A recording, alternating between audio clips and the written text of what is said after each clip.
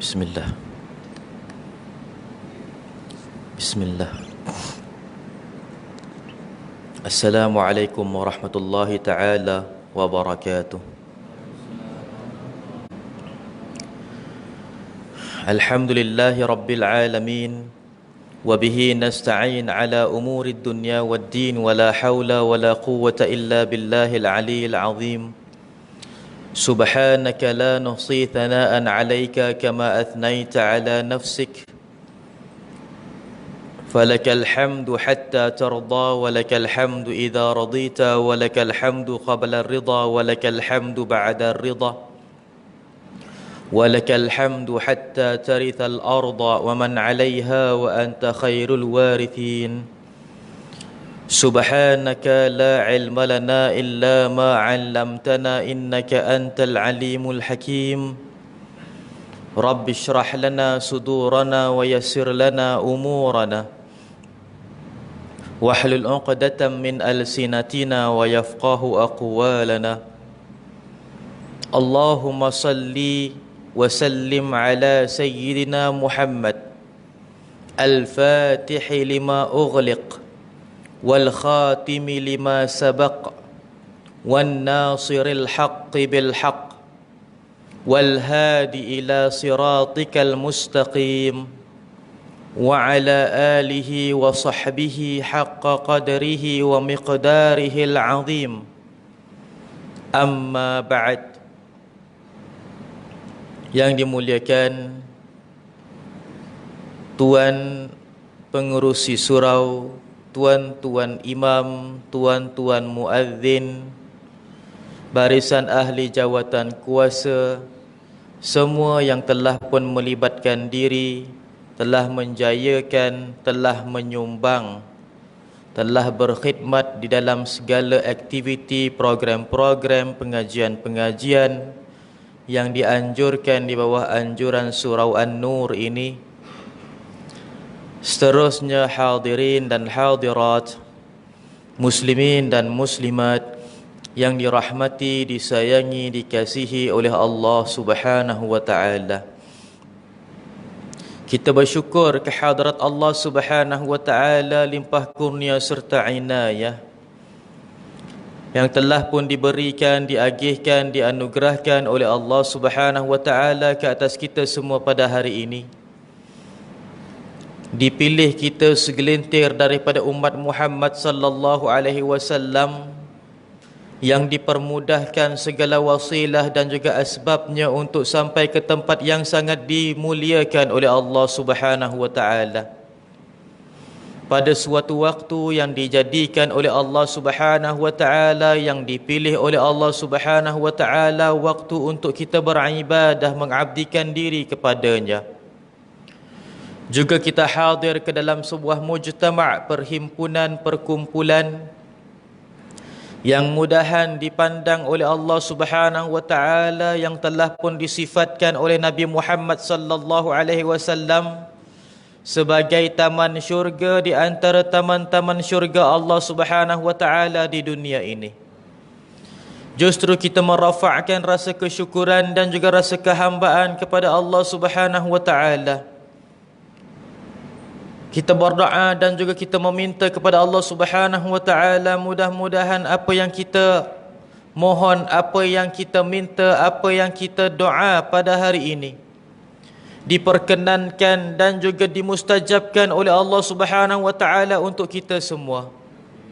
Ya Allah, ya Tuhan kami, jadikanlah kami semua pada hari ini yang hadir ke dalam surau An-Nur ini, jadikanlah kami sebagai hamba-hamba-Mu yang sentiasa Engkau kasihi dan sentiasa Engkau tambahkan keimanan dan ketakwaan kami kepada-Mu, ya Allah. Ya Allah, ya Tuhan kami, Engkau peliharalah segala panca indera kami, anggota tubuh badan kami daripada melakukan segala kemaksiatan, kemungkaran dan semua perkara yang Engkau murkai, ya Allah. Pandulah ia dan berikanlah pedoman dan hidayah kepadanya untuk sentiasa mentaati dan menuruti segala perintah dan juga ajaran-Mu, ya Allah. Ya Allah, ya Tuhan kami, Hidupkanlah kami di atas muka bumi ini dengan sentiasa berjalan di atas landasan syariat-Mu, bernaung di bawah naungan rahmat-Mu, dan pakaikanlah kami dengan pakaian keimanan yang teguh kepadamu, ya Allah.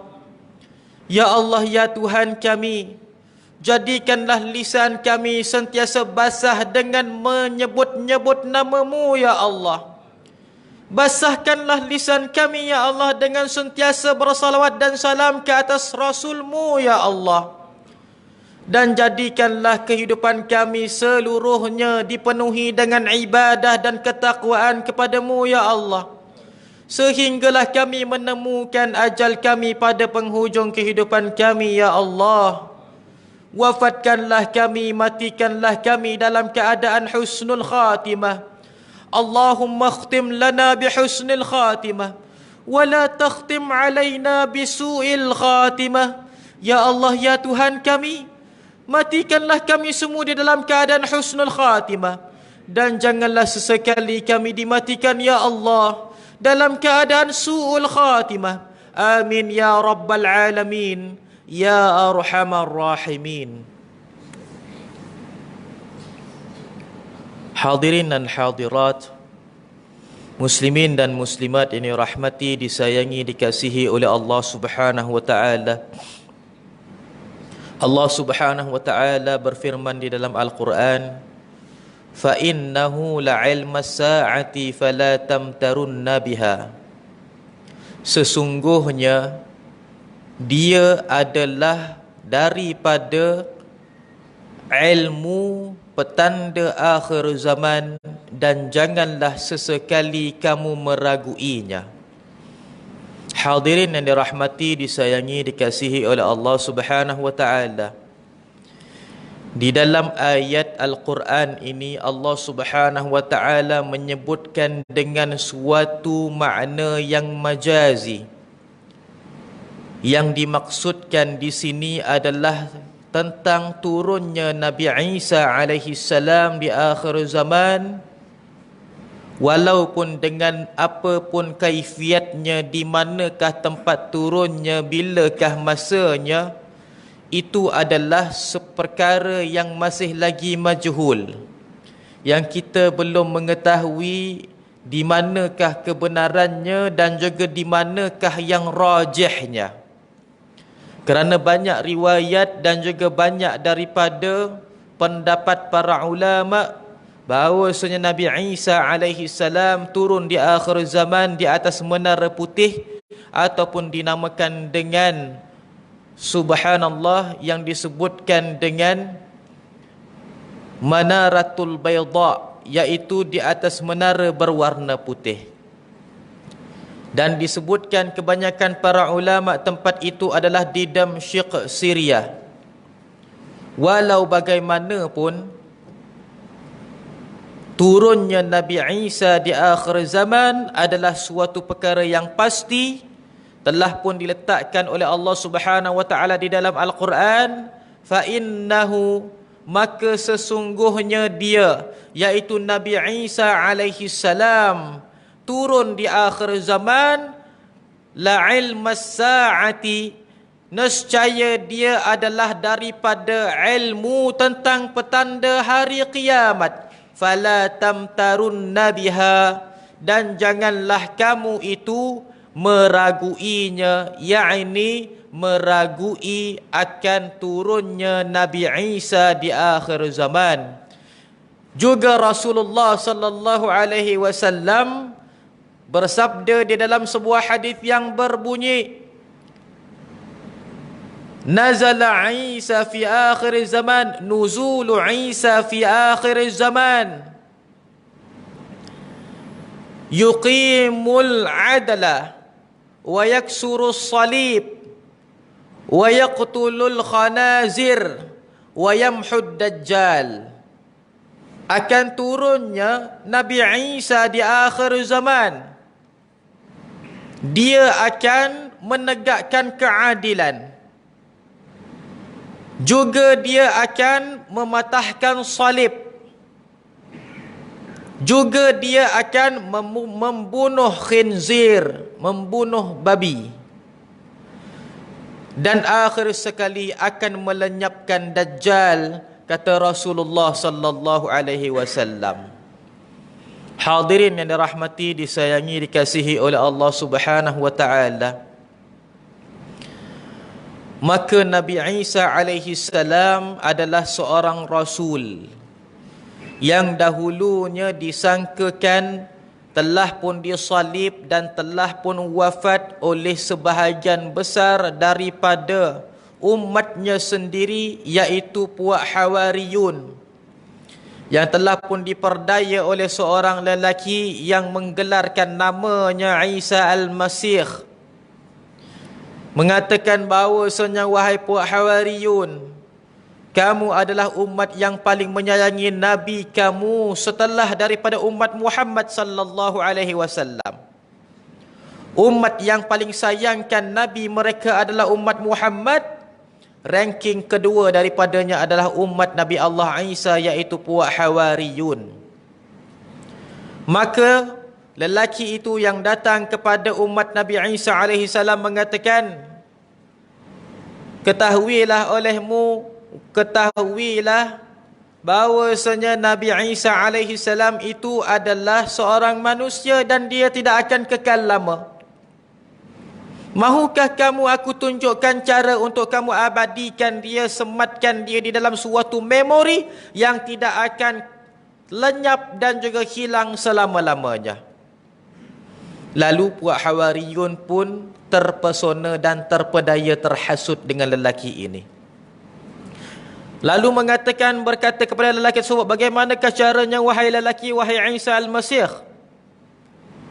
Lelaki itu pun mengatakan bahawasanya, engkau tangkap Nabi Isa alaihi salam, engkau saliblah dia, dan salib itu engkau akan kenangkan sampai bila-bila dia tak akan hilang. Lalu puak Hawariyun pun kerana kasih, kerana cinta, kerana nakkan Nabi Isa itu sentiasa ada pada mereka, mereka pun mengikut cakap lelaki tersebut. Astaghfirullahalazim. Dikejarnya seorang lelaki yang disangkakan Nabi Isa alaihi salam. Ditangkap lelaki tersebut. Ada dua riwayat. Riwayat yang pertama, dia dibunuh terlebih dahulu dan juga jenazahnya disalib dan diangkat. Riwayat yang kedua, dia ditangkap dan terus disalib di atas papan palang, lalu diangkat jasadnya sampailah dia meninggal dunia di atas salibnya. Allah Ta'ala berfirman di dalam Al-Quran, bal syubbiha lahu, dia bukanlah Isa bin Maryam, malah seorang lelaki daripada kalangan mereka sendiri yang diiraskan, yang diserupakan mukanya dengan Nabi Isa pada waktu yang sekejap. Sekejap je, waktu tu je mukanya macam Nabi Isa. Lepas disalib, mukanya dah berubah jadi orang tu balik. Dan boleh jadi wajahnya seperti mana yang mereka lukis-lukis dalam gambar-gambar itu, wajah yang mereka sangkakan Yasur ataupun Isa bin Maryam ataupun Yesus yang mereka itu imani. Maksudnya gambar yang mereka itu buat, memang mereka lukis betul gambar lelaki itu, dan gambar lelaki itu tak lari daripada gambar yang sebenarnya, tapi dia bukan Nabi Isa alaihi salam. Mengikut riwayat Nabi Muhammad sallallahu alaihi wasallam, Nabi Isa alaihi salam memiliki rambut yang warna hitam, tidak memiliki sedikit pun perang. Dan Nabi Isa alaihi salam rambutnya itu lurus seperti mana kena rebonding. Lurus sangat. Apabila dia tundukkan kepala, rambutnya akan jatuh seperti mana air yang jatuh daripada atas bukit, tapi tidak memiliki basah. Kata Rasulullah SAW, aku sangkakan rambutnya itu ada air yang mengalir.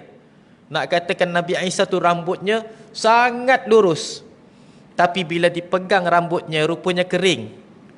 Maksudnya orang perempuan buat rebonding rambut pun kalah, Nabi Isa masih lurus lagi. Subhanallah. Ketika mana pula Rasulullah jumpa Nabi Isa alaihi salam? di langit yang kedua ketika mana peristiwa Mi'raj. Jumpa sungguh-sungguh dalam keadaan jasad dengan jasad, tidak dalam keadaan mimpi, seperti mana yang diriwayatkan oleh kebanyakan para ulama. Hadirin yang dirahmati dikasihi oleh Allah Subhanahu wa taala, maka Nabi Isa yang sebenar ini telah pun diangkat oleh Allah Subhanahu wa taala ke langit yang kedua. Ketahuilah, kita lihat pada bumi sekarang ini, itu belum langit lagi. Itu baru daripada lantai langit yang pertama. Langit yang dimaksudkan adalah atas daripada apa yang kita lihat sekarang, yang warna biru, warna hitam waktu malam-malam. Maka Nabi Isa duduk pada langit yang kedua, dan jangan kita fikirkan dia duduk dekat mana. Duduk kat bulan ke, dekat planet Pluto ke, dekat Marikh ke, Zuhal ke, duduk dekat planet Guabak ke, macam-macam. Dan jangan kita fikir Nabi Isa tu duduk macam mana ke atas langit. Dia duduk kat planet mana? Jangan kita bayangkan, kerana benda luar daripada kotak pemikiran kita. Manusia tidak akan dapat capai pemikiran sehingga dapat tahu Nabi Isa tu duduk macam mana. Kerana Rasulullah SAW menceritakan satu persatu bagaimana pertemuan Rasulullah dengan para anbiya dekat langit yang pertama sampai langit yang ketujuh kepada para sahabat. Para sahabat pun tak faham. Ini kan pula kita nak faham. Dan Rasulullah menceritakan tentang bagaimana wajah malaikat satu persatu. Rasulullah ceritakan, Rasulullah SAW jumpa para malaikat dekat Sidratil Muntaha. Seorang-seorang malaikat tunjukkan dirinya yang sebenar di hadapan Rasulullah. Rasulullah ceritakan seorang demi seorang malaikat bagaimanakah rupanya, bagaimanakah badannya di hadapan para sahabat. Para sahabat pening kepala, tak tahu macam manakah rupa yang sebenarnya, tak faham. Tapi Rasulullah ceritakan, maksudnya dia bukan benda yang keterlaluan kalau kita sebutkan malaikat tu begini dan begitu mengikut hadis Rasulullah sallallahu alaihi wasallam. Maka Nabi Isa alaihi salam sampai sekarang usianya tidak bergerak, waktunya tidak bergerak, jasadnya tidak bergerak, dan semua perkara yang berkenaan dengan Nabi Isa alaihi salam seolah-olah dihentikan oleh Allah Subhanahu wa taala pada suatu waktu. Dan kemudiannya akan diturunkan di akhir zaman oleh Allah Subhanahu wa taala seperti mana wajah dia naik ke langit pada suatu ketika dahulu.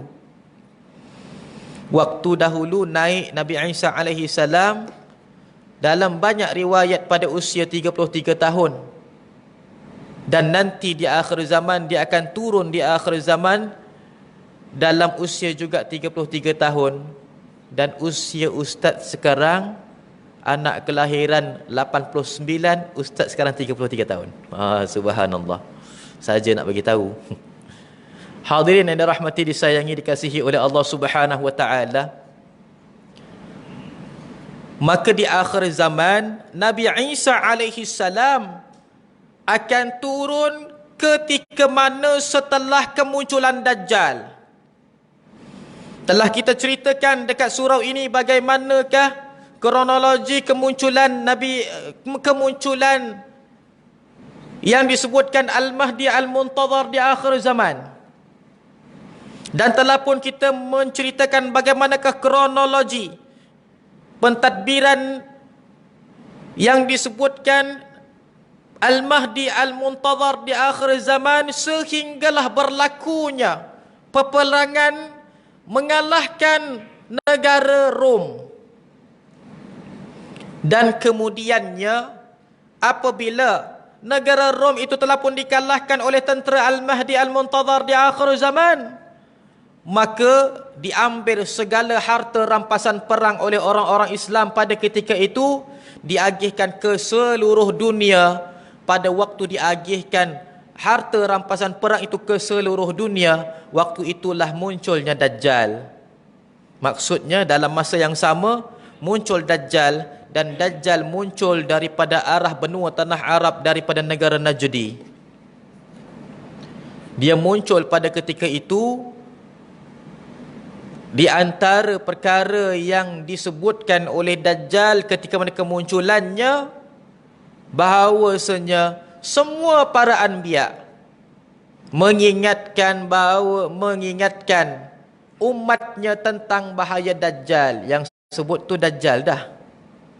Dajjal ni kan penipu besar. Yang kita tengok zaman sekarang ni dah penipu, tapi dia belum penipu besar. Dia masih penipu kecil-kecilan. Maka katanya semua para anbiya akan ingatkan umatnya tentang bahaya Dajjal,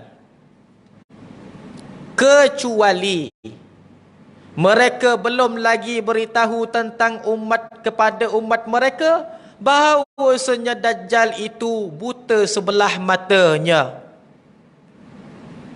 Sesungguhnya Tuhan kamu tidaklah buta sebelah matanya. Waktu Dajjal mengatakan sesungguhnya Tuhan kamu, dia tunding pada dirinya, konon-konon dialah Tuhan. Tidak buta sebelah matanya. Waktu itulah Allah Ta'ala butakan matanya. Bukti dia bukanlah seorang Tuhan. Dan kata Rasulullah sallallahu alaihi wasallam di dalam sebuah hadis yang lain, "Thumma yadda'i annahu ilah, fatuqsha 'ainahu wa tuqta' udhunuhu wa tuktabu baina 'ainaihi kafara." Apabila dia mengaku dirinya seorang Tuhan, kata Rasulullah, maka waktu itulah terbuta sebelah matanya, terputus sebelah telinganya, dan tertulis di antara dua keningnya kafara. Itu adalah Dajjal, astaghfirullahalazim, di akhir zaman. Dia mengaku Tuhan ketika mana dia sedang berkhutbah di atas mimbar. Dahsyat tak dahsyat ni? Subhanallah.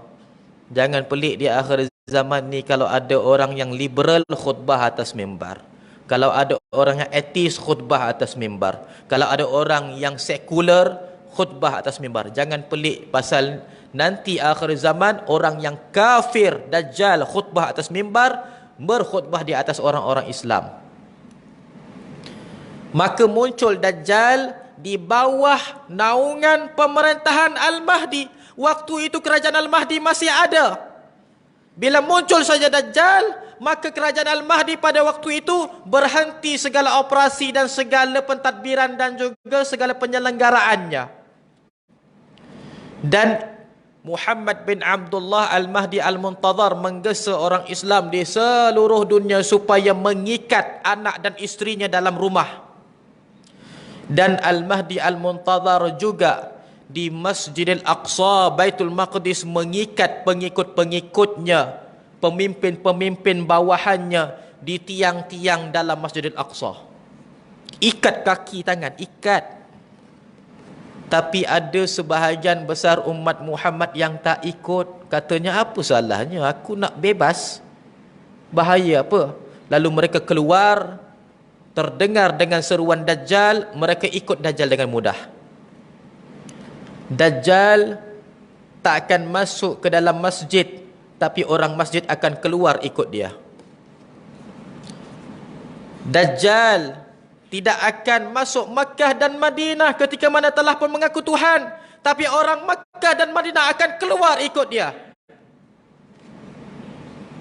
Ibarat kita semua tengah duduk kat masjid, subhanallah, tiba-tiba wal'iyadzubillah jangan terjadi. Lalulah Dajjal di luar, kita pun nampak, ada orang tu lah, dia bawa harta benda, kita pun keluar daripada surau ikut dia. Jangan kita pelik. Sekarang pun dah berlaku. Betapa murah dan juga betapa goyahnya prinsip umat Muhammad di akhir zaman. Sebab itulah kita ini mempelajari ilmu tentang akhir zaman untuk kita ini meneguhkan yang disebutkan sebagai mauqifus salamah, iaitu prinsip yang benar. Hadirin yang dirahmati, disayangi, dikasihi oleh Allah Subhanahu wa taala, maka Dajjal hanyalah kekal dalam dunia ini selama 40 hari. Yang kata Rasulullah sallallahu alaihi wasallam, yaumun kasanah, wa yaumun kasyahr, wa yaumun kal usbu' wa baqiyatil ayyami ka ayyamikum, kata Rasulullah. Hari yang pertama macam setahun dia lakukan. Hari yang kedua macam sebulan dia lakukan. Hari yang ketiga seperti mana seminggu yang dia lakukan. Dan hari-hari yang seterusnya macam hari-hari kamu. Maka tafsiran para ulama terdahulu, ibaratnya Dajjal memanjangkan hari yang pertama sampai seperti mana tempoh setahun. Tapi guru kami kata tidak. Dajjal tidak ada berkuasa untuk memanjang dan memendekkan hari. Tetapi maksud hadis tersebut, pengaruh dan juga hasutan yang berjaya dilakukan pada hari yang pertama hasil daripada orang-orang Islam yang murtad, seperti mana yang berlaku dalam setahun kemurtadan. Hari yang kedua pula, jumlah yang murtad daripada orang-orang Islam di seluruh dunia seperti mana yang berlaku dalam sebulan kemurtadan. Hari yang ketiga pula berlaku seperti mana seminggu kemurtadan. Murtad orang Islam, astaghfirullahaladzim, mengaku dia adalah Tuhan dan menafikan ketuhanan, keesaan Allah Subhanahu wa taala. Dan hari-hari yang lain murtad umat Muhammad seperti mana hari-hari biasa-biasa. Maksudnya satu hari mesti ada seorang dua orang, mesti ada seorang dua orang ikut Dajjal, rosak akidah, murtad daripada agama Allah Subhanahu wa taala, wal iyadu billah. Yang selamat siapa pada ketika itu? Adalah orang yang hanya mengikatkan anak dan isterinya dan dirinya dalam rumah-rumah kuarantin 40 hari. Sebab itulah jangan kita ini tanya kalau kita hantar anak ke tahfiz, kenapa kena minggu orientasinya adalah 40 hari. Sekarang semua guna 40 hari. Pasal apa? Kita ni nak bertahan 40 hari supaya jangan kena fitnah Dajjal. 40 hari saja dah diberikan jangka masa oleh Rasulullah sallallahu alaihi wasallam, dan takkan bertambah PKP tersebut. 40 hari tu PKP lah, perintah kawalan. Kan? Dan takkan bertambah. Takkan bertambah 40 hari 40 hari. Dia takkan bertambah. Tapi dalam masa 40 hari itu puluhan ribu, ratusan ribu, malahan jutaan manusia berjaya dimurtadkan oleh Dajjal. Astaghfirullahaladzim. Dalam 40 hari itu mengelilingi dunia sampailah akhir sekali mendapatkan pengaruh yang sangat besar, mendapatkan suatu sokongan yang sangat ramai. Maka pada ketika itu dia bersedia untuk merobohkan kerajaan Al-Mahdi dekat Masjidil Aqsa. Tapi Allah Ta'ala turunkan Nabi Isa alaihi salam. Kerajaan Al-Mahdi tak dapat dirobohkan oleh Dajjal. Dajjal tak dapat memerintah dunia, melainkan usahanya untuk memerintah dunia tapi digagalkan oleh Allah Subhanahu wa taala. Banyak orang kata Dajjal nanti dia akan memerintah dunia. Tidak. Dajjal kalau memerintah dunia, dunia takkan terlepas dah kepada orang Islam, kerana semua orang akan dihipnosis. Semua orang akan disihir ikut dia.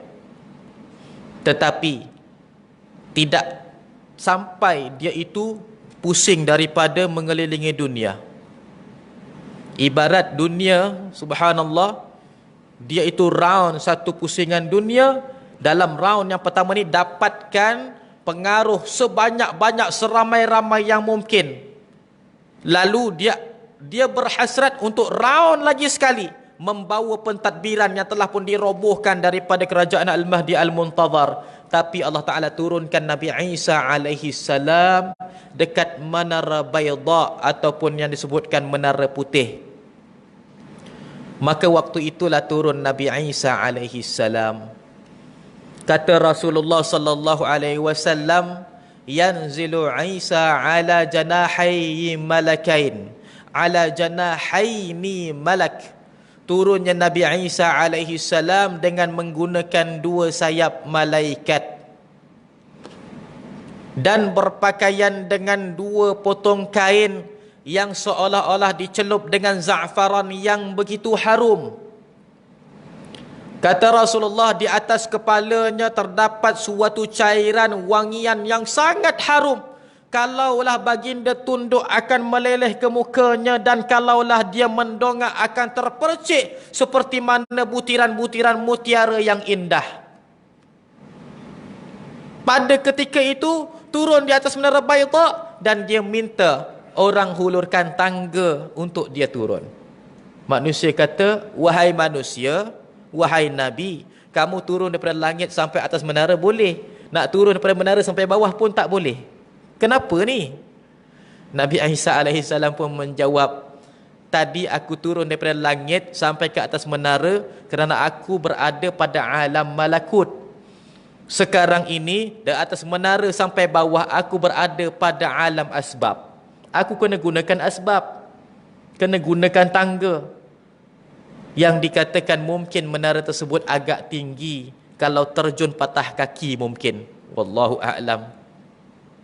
Maka dihulurkanlah tangga, turun Nabi Isa alaihi salam, dan Nabi Isa alaihi salam menjalankan tugasnya 4 perkara, kata Rasulullah. Yang pertama, Nabi Isa alaihi salam menegakkan keadilan. Maksud menegakkan keadilan, Nabi Isa alaihi salam menjalankan syariat Nabi Muhammad sallallahu alaihi wasallam, dan Nabi Isa alaihi salam mengatakan kepada orang-orang Kristian, kun Muhammadiyan, jadilah kamu umat Muhammad. Yang keduanya, Nabi Isa alaihi salam mematahkan salib. Maksudnya menghilangkan semua daripada akidah dan keyakinan Trinity. Tidak ada lagi dah kepercayaan kepada menigakan Tuhan.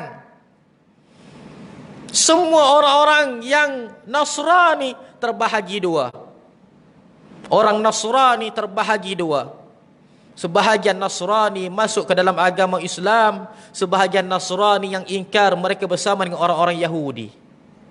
Tak mau ikut juga rupanya. Tegar betul kenasranian mereka tu. Jadi waktu itu manusia hanya terbahagi kepada 2 agama dalam dunia, iaitu Islam dan Yahudi. Yang Islam yang bersama dengan Nabi Isa dan Al-Mahdi Al-Muntazar di akhir zaman. Yang Yahudi, mereka mereka mengikut Dajjal. Penghulu mereka, ketua mereka adalah Dajjal, astaghfirullahalazim. Pada waktu itu Nabi Isa lakukan yang ketiga. Yang ketiga, membunuh khinzir. Maksud membunuh khinzir itu melenyapkan segala anasir-anasir yang berasaskan daripada perkara-perkara yang berasas daripada khinzir.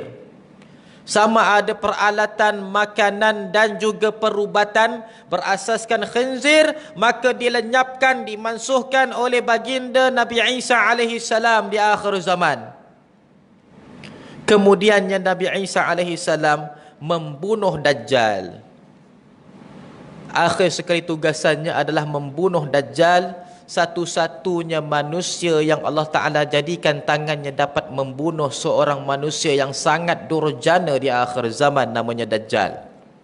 Dajjal tu manusia, tapi dia bukan manusia biasa. Dia adalah manusia durjana yang terlaknat di sisi Allah Subhanahu wa Ta'ala. Maka pada waktu itu berlakulah suatu peperangan yang besar, tetapi bukanlah peperangan yang susah dan sengit. Namanya Malhamatun Kubra. Perang Malhamah yang besar, kata Rasulullah sallallahu alaihi wasallam. Malhamatun Kubra ini bukannya peperangan yang sengit, tapi dia peperangan yang besar. Maksud peperangan yang besar, satu dunia akan berperang, akan menghunuskan pedang pada ketika itu untuk berperang bersama dengan Nabi Isa. Ketahuilah wahai kita semua, apabila turun Nabi Isa alaihi salam, beberapa perkara yang ajaib berlaku. Nabi Isa alaihi salam apabila turun sahaja, turun Nabi Isa bersama dengan haruman yang sangat wangi. Haruman tersebut akan dapat dihidu oleh orang yang dapat lihat Nabi Isa sejauh-jauh mata memandang. Orang Islam yang menghidu bau haruman tersebut, mereka kalau sakit akan sihat daripada sakitnya. Kalau orang itu subhanallah, orang yang kerepot wajahnya, penuaannya sangat banyak, dia akan jadi muda balik. Maksud muda tu jadi sihat balik lah. Maksudnya pakcik-pakcik kalau akhir zaman Nabi Isa ada harumannya cium, pakcik-pakcik rambut hitam balik. Macam itu keadaannya. Ini bukan tipu, ini betul. Subhanallah.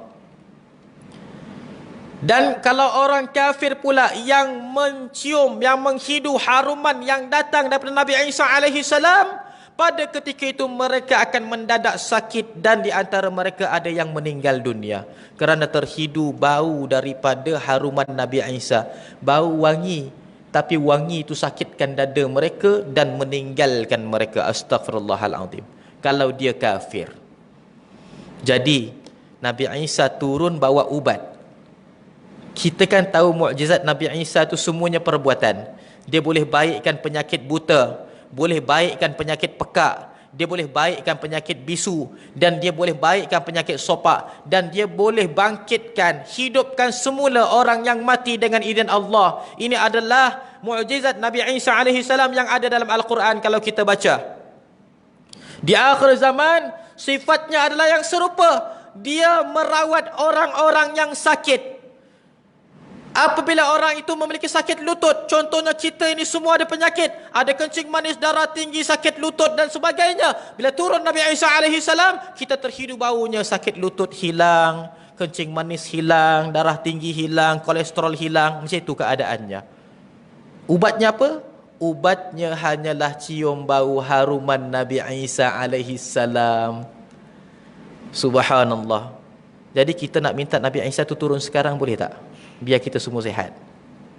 Tak ada COVID-19 lagi dah. Subhanallah. Sebab apa? Nabi Isa ini adalah petanda hari kiamat yang digelarkan oleh guru kami sebagai Al-Bisharat. Petanda hari kiamat yang sangat positif, yang sangat kita perlu nantikan. Jangan takut dia membawa kepada kebaikan, bukan membawa kepada kehancuran. Subhanallah. Maka itu adalah yang pertama. Yang kedua, keajaiban yang berlaku.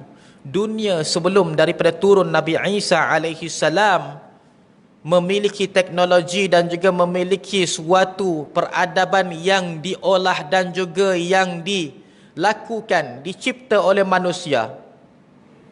Bila turun Nabi Isa alaihi salam, maka lenyap semua teknologi manusia tersebut dan tersebarlah teknologi Allah Subhanahu wa taala, iaitu karamah. Semua daripada gadget-gadget waktu tu, Nabi Isa bila turun, dia bawa suatu gelombang. Yang gelombang tersebut habis, mansuh, mati semua teknologi, tak ada lagi lah. Ada kereta minyak full, start tak boleh hidup. Enjin elok, semua elok, start tak boleh hidup. Lepas tu semua daripada elektrik semuanya, ini semua ni ciptaan manusia, mati. Subhanallah. Pada waktu itu tersebarlah ilmu ciptaan Allah secara semula jadi. Allah Ta'ala waktu tu hidupkan cahaya, hidupkan ni dengan karamah orang-orang yang soleh. Terang dunia ini dengan orang-orang yang soleh membawa cahaya. Kata Rasulullah, pada dahi dan tangan mereka ada cahaya. Jadi kalau dalam masjid, dalam satu tempat ramai orang soleh, terang tempat tersebut. Bukan terang dalam bentuk maknawi, terang yang zahir macam lampu. Malah terangnya lebih hebat daripada yang sekarang. Subhanallah. Jangan kita ini bayangkan macam mana. Hanya orang waktu tu dia faham.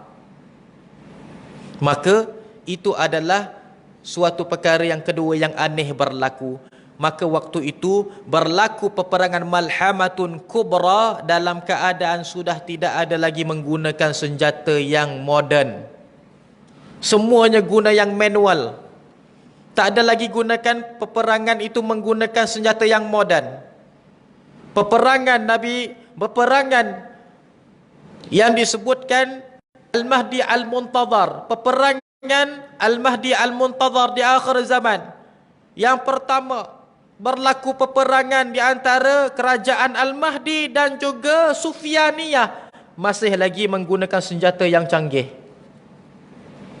Peperangan Al-Mahdi dengan tentera Rom masih lagi menggunakan senjata yang canggih.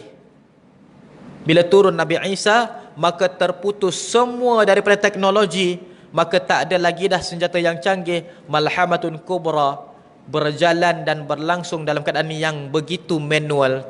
Kita nanti kalau hidup berperang balik dengan pedang, kita pakai pedang balik, kita pakai silat balik, kita pakai kungfu balik, macam itu. Tak ada lagi dah peluru-peluru. Letak peluru dalam M16, tarik picu tak meletup. Teknologi takkan berfungsi pada waktu itu. Dengan mukjizat Nabi Isa alaihi salam dan berterusan sehinggalah tiupan sangkakala, tak ada teknologi yang ada pada waktu itu di atas muka bumi Allah Subhanahu wa taala. Teknologi itu tak ada hilang, tapi mungkin peralatannya masih ada. Contohnya peti sejuk masih ada, tapi dah tak boleh pakai, jadi almari baju, contohlah. Kereta masih ada, tapi dah tak boleh nak hidupkan enjin, cabut enjin jadi kereta kuda. Macam itulah ibaratnya, contohlah contoh. Kita pun tak tahu macam mana keadaannya waktu tu. Subhanallah. Dan sebagainya. Peralatan teknologi tu ada lagi. Dia tak adalah hilang terus. Masih ada lagi. Masih ada lagi. Kereta api masih ada lagi, tapi dah tak ada nak bergerak. Teruslah jadi suatu bahan peninggalan zaman-zaman dahulu. Waktu tu orang tengok benda ni, oh ni teknologi zaman dulu ni. Betul tak? Macam kita tengok ni, apa namanya, para ulama jumhur mengatakan zaman manusia peradaban paling canggih, teknologi yang paling hebat adalah zaman Nabi Sulaiman. Kita boleh terfikir ke Nabi Sulaiman tu dia punya zaman penuh dengan teknologi yang canggih? Tak boleh kan? Samalah nanti manusia di akhir zaman, dia tak dapat nak fikir kita ada teknologi canggih. Kerana apa? Dah tak ada. Terputus. Subhanallah. Hadirin yang dirahmati, disayangi, dikasihi oleh Allah Subhanahu wa taala, bila berlaku saja Malhamatun Kubra, pada ketika itulah Nabi Isa alaihi salam dapat membunuh Dajjal. Malhamatul Kubra itu menyaksikan peperangan di antara dua penjuru sahaja, di antara orang Islam yang majoriti dan juga orang-orang Yahudi yang minoriti. Sampaikan kata Rasulullah sallallahu alaihi wasallam, pokok dan batu akan berkata-kata, wahai orang Islam, wahai orang Islam, dekat belakang aku ada orang Yahudi, maka bunuh dia. Kecuali pokok Gharqad, kerana dia adalah pokok ternakan orang-orang Yahudi. Pokok Gharqad tu yang diorang usaha tanam. Tapi nanti bila Al-Mahdi Al-Muntazar di akhir zaman memerintah dunia, pokok Gharqad itu yang pertama diracun oleh orang-orang Islam. Tak ada lagi dah, melainkan 2-3 batang je yang ada. Maksudnya orang Yahudi semuanya akan mati di tangan orang Islam dengan mudah. Dan peperangan tersebut mungkin hampir tidak ada korban daripada orang Islam. Tak ada yang gugur syahid pun. Peperangan tu memang besar, tapi sangat mudah. Sampai pokok dan batu pun cakap. Kita ni ibarat main sorok-sorok. Tahu tak main sorok-sorok? Kita cari mana orang Yahudi corok dekat belakang pokok tu, kata, oi, belakang aku ada orang Yahudi. Kita pun cari dekat belakang, jumpa orang Yahudi, kita cantas mati. Dah seorang mati, cari lagi yang lain, jumpa lagi, kita pancung, mati. Dah 2 orang mati, cari lagi yang lain. Peperangannya macam tu. Tak ada sempat nak main-main pedang, kelentang, kelentung, kelenting. Tak ada. Orang Yahudi sangat lemah waktu tu. Kemudiannya Nabi Isa alaihi salam pada waktu itu pergi ke Masjidil Aqsa. Ketika mana Dajjal nak merempuh pintu Masjidil Aqsa, iaitu gerbang Hud, dia menyangkakan belakang pintu tu adalah umat Islam yang biasa-biasa. Pasal apa? Dajjal ni ketika mana sampai kat gerbang Hud, kata Rasulullah, tulang belakangnya telah pun bengkok, kakinya telah pun tempang, dan dia itu telah pun tulang belakangnya dah bengkok, kakinya dah tempang, kata Rasulullah, dan sebelah mukanya dah hancur. Maksudnya dia dah dikalahkan oleh orang-orang Islam sebelum tu, cuma dia belum mati. Lawan dengan pahlawan ini, dia pun kalah, tapi tak mati lagi, hidup lagi. Lawan sampai tulang belakangnya bengkok. Kata Rasulullah, sampai kat gerbang Hud, Dajjal tulang belakangnya dah bengkok. Tangannya dah terkulai. Kakinya dah tempang. Maksud kakinya tempang tu, sebelah kaki tak dapat berfungsi dah. Dia dah seret kakinya. Nak pergi ke gerbang Hud, ada hati lagi nak buka gerbang Hud. Katanya, aku akan dapat pemerintahan dalam dunia ini. Mukanya dah teruk, lebam-lebam. Badannya dah bengkok, tulang belakang. Dah dikalahkan oleh orang-orang Islam, cuma dia belum mati saja. Sebab orang Islam nak bunuh dia tak dapat, pasal kematiannya hanya di tangan Nabi Isa alaihi salam. Bila dia itu tolak gerbang Hud, bila buka saja gerbang Hud, rupa-rupanya yang di belakang gerbang Hud itu adalah Nabi Isa alaihi salam. Nabi Isa pun pergi dekat si Dajjal, pancung kepalanya, mati pada waktu itu dengan senang.